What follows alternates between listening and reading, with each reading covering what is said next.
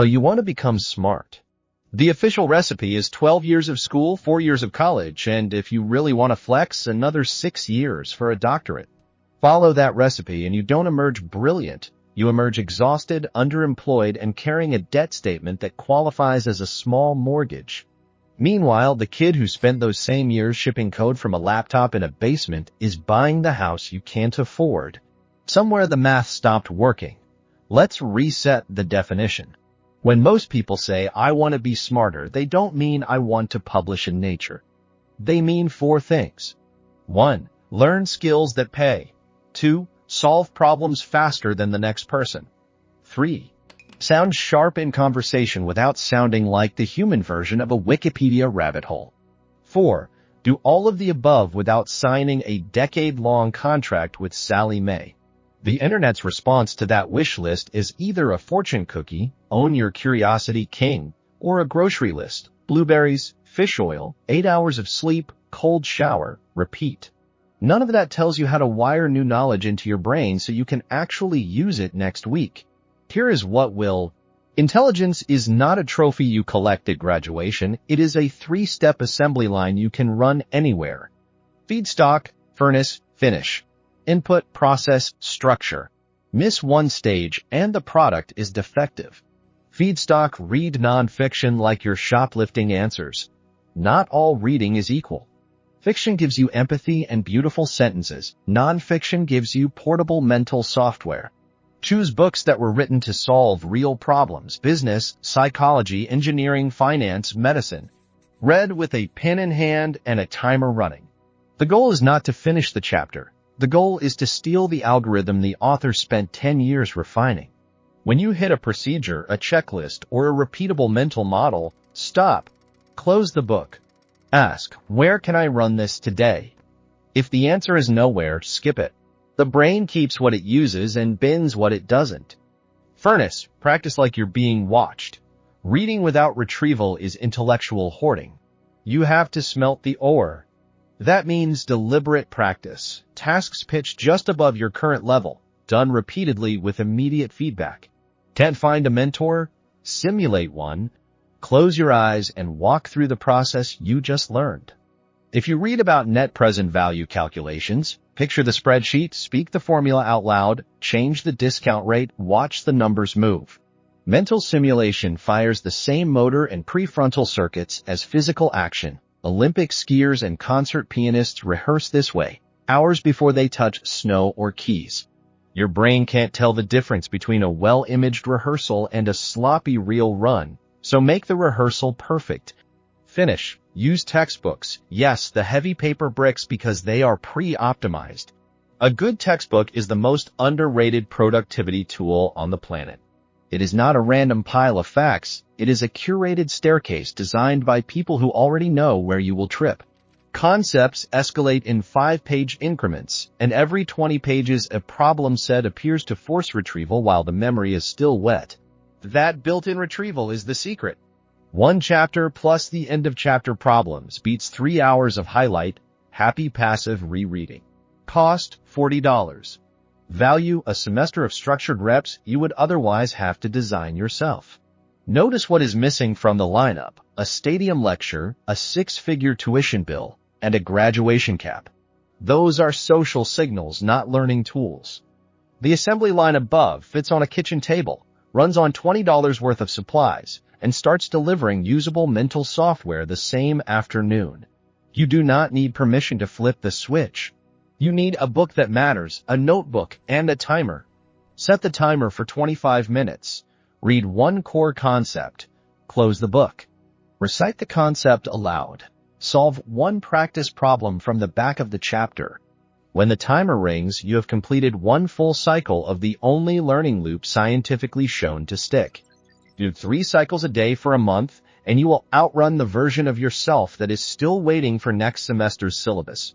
The degree might open a door, but the assembly line builds the brain you take through it. Start the belt. Most people never flip the switch. They keep adding feedstock without firing the furnace, stacking half-read books on a nightstand like participation trophies. After a month, they declare the system broken and sprint back to the comfort of passive lectures. The defect is not the material, it is the missing step between exposure and use. So here is the daily blueprint that removes the excuse. Morning, 1 25-minute Pomodoro. Pick a single concept from yesterday's reading. Explain it aloud while walking to the coffee machine. If you stumble, that is the feedback loop talking. Rewind to the page, rehearse again, close the book, repeat until the sentence leaves your mouth without friction. Midday, steal 5 minutes during lunch. Open the textbook's practice set, cover the answers, and solve the odd-numbered problem cold. Check.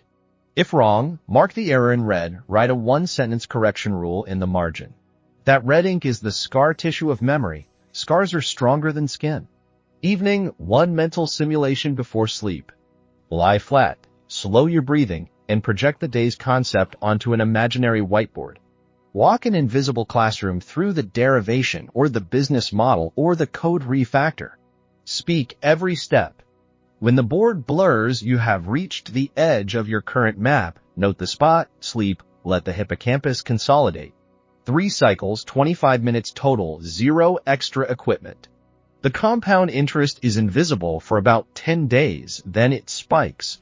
You will feel it first in conversation. Someone mentions a problem and your brain serves the exact framework you rehearsed. No rummaging, no, I read about that somewhere. The framework simply arrives like an Uber you ordered 3 nights earlier while talking to your ceiling. Measure the spike with a simple metric, teaching ratio. Count how many times in a week someone asks you a question and you can answer without opening a search tab. Week 1, maybe 1. Week 4, 3. Week 8, you become the person who gets the Slack ping. Hey, can you explain this? That ratio is your private stock price. When it hits 5 a week, you have crossed the invisible line between consumer and asset. Now scale the loop. Once the ratio stalls, ratchet difficulty. Swap the textbook for a graduate-level mirror. Read the business primer for an academic monograph and repeat the same 3-step cycle. The belt does not change speed, the material thickens. That is how the same assembly line that taught you net present value eventually teaches you stochastic calculus without a new factory. Outsource verification. Every 30 days, publish a mini lesson somewhere. Reddit comment, LinkedIn post, internal company wiki, it does not matter. Public output is a forcing function. You will unconsciously tighten the logic before you hit send. The upvotes or silence are free market feedback, sharper than any graded midterm. Avoid the twin sinkholes. Sinkhole 1, novelty addiction. The internet dangles fresh books, new courses, limited time masterclasses. Each click resets you to chapter 0. Finish 1 textbook before you flirt with the next. Momentum compounds, catalogs don't. Sinkhole 2, gear fetish. Moleskins, gel pens, remarkable tablets, none of them retrieve knowledge for you. The only tool that matters is the loop running inside your skull. Everything else is cosmetics. If you must spend money, spend it on the smallest environment that protects the loop. Noise-canceling headphones that delete cafe chatter. A $30 used desk you paint matte black so nothing competes with the whiteboard in your head. A kitchen timer that clicks loud enough to drown Instagram notifications. Those purchases are not gear, they are insurance. Remember the opportunity cost.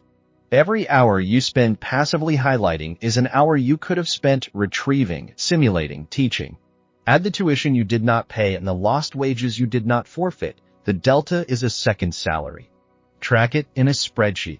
Watching the imaginary tuition column climb towards 0 while your private stock price column climbs upward is the most reliable motivation hack ever discovered, because it is not a hack, it is arithmetic. Eventually, the factory runs unattended. You will open a new book, spot the concept hierarchy in the table of contents, and automatically map the retrieval schedule before you finish the preface. That is the moment you graduate, from seeking methods to owning one. The paper diploma arrives later, if at all, and by then it is only a souvenir. The belt is in front of you, oiled by a century of cognitive science priced at the cost of a single-used textbook. Flip the switch.